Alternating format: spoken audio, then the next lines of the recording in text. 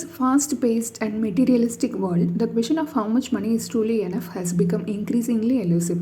But have you wondered what is the end goal of chasing money? Imagine what is the point of being financially secure and waiting at the doorstep of death. On the other hand, it is also not about having a life full of rich experiences but struggling to pay your bills in the end. The goal is to achieve a balance between both. But how? Let us find out the answer in this video. Welcome to holisticinvestment.in. Know your life's monetary need. Why is it good to know the amount of money you need in life? Let us understand this through an example. Imagine going on a road trip without knowing where you want to go. You drive around aimlessly, not knowing when or where to stop. The same applies to your financial journey as well.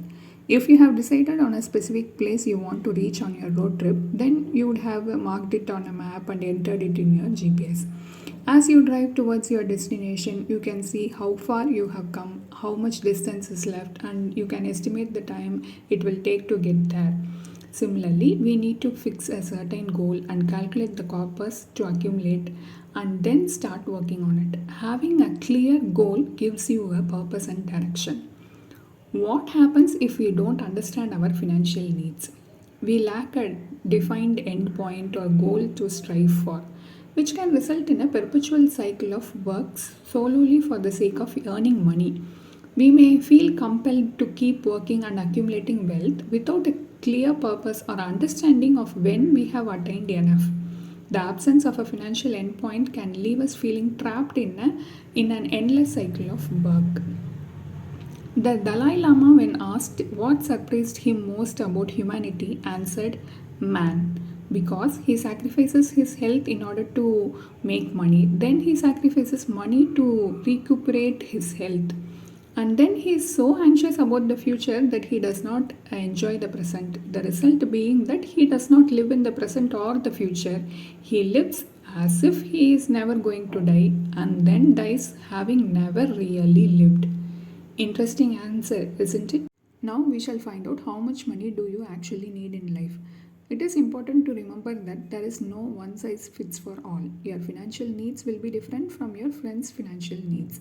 There is a simple step-by-step guide to find out your actual requirement. Step 1. List out your expenses. List all your monthly expenses and calculate them for over a year. The ideal plan may look something like this. Do include all your future expenses so that you can accumulate a corpus. This list may vary from person to person depending on the goals. Step 2. Take into account inflation.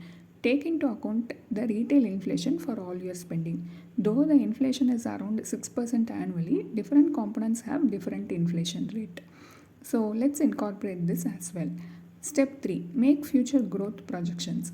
Now that you have the amount you spend per year and the average inflation, let extrapolate this until the age we may expect to be alive, which is around 80 years. For instance, we have computed the family needs expense till the age of 80 years. Similarly, compute all the future values of all your expenses and goals, sum them up, and you will have the corpus required. Step 4. Tax and investments. After computing the corpus, take into account the taxes you have to pay and also the investment returns. This calculation will help you to find out whether you are on the right track in achieving the financial freedom and also helps in doing a reality check on where you stand in your financial journey. Now you have an estimate of how much amount is required for each goal and also the period required to achieve the same. Consider a scenario. What if you don't accumulate your corpus by the deadline for the goal? For example, currently you are 30 years old and aspire to retire by the age of 45. After careful calculations, you determine that you need to accumulate around 3 crores within a time frame of 15 years. However, upon analyzing the numbers, you realize that achieving a compounded annual growth rate, that is CAGR of 20% is required. Considering historical equity returns, this appears to be on the higher side. Since you found out that you need to grow by 20% on average, do not go for riskier investments. Do not take any undue risk just for the sake of accumulating your corpus. You might lose out on all the accumulated money by such investments. In order to address the possibility of not achieving your target, one viable option is to focus on increasing your savings and investments. Rework your plan. See if you can allocate some additional investments for this goal and look to increase your earnings to accommodate your goals. This approach provides you with more financial flexibility and improves your chances of successfully achieving your goals. Next, we shall focus on what you should be doing going forward. What next after achieving financial freedom? Yes, it is a huge milestone. When you reach this point, earning becomes optional and your main focus shifts towards safeguarding your hard earned corpus for the end goal and finding peace of mind. Imagine you have achieved your financial target of accumulating 1 crore. However, driven by a desire for even greater wealth, you decide to invest the entire amount in the stock market hoping to make substantial profits.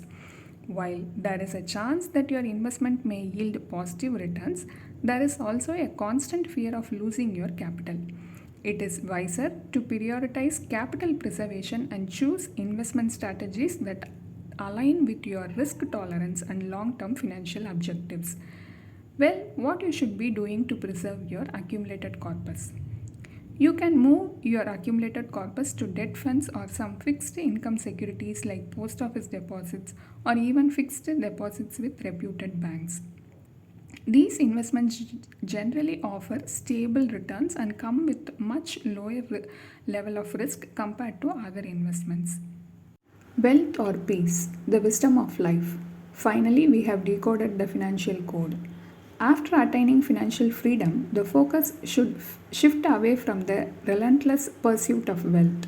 Instead, it should be directed towards leading a fulfilled and meaningful life. By staying true to your own goals and values, you can find fulfillment and peace of mind in achieving your financial objectives. Wealth accumulation and financial freedoms are invaluable. Similarly, family and friends are also invaluable. True happiness is not derived solely from the accumulation of wealth, but from experiences, relationships, and personal growth. Stay focused and achieve your milestone. Happy investing. A detailed blog post on this topic is available in our website and the link is given in the description box. Hope you like this video.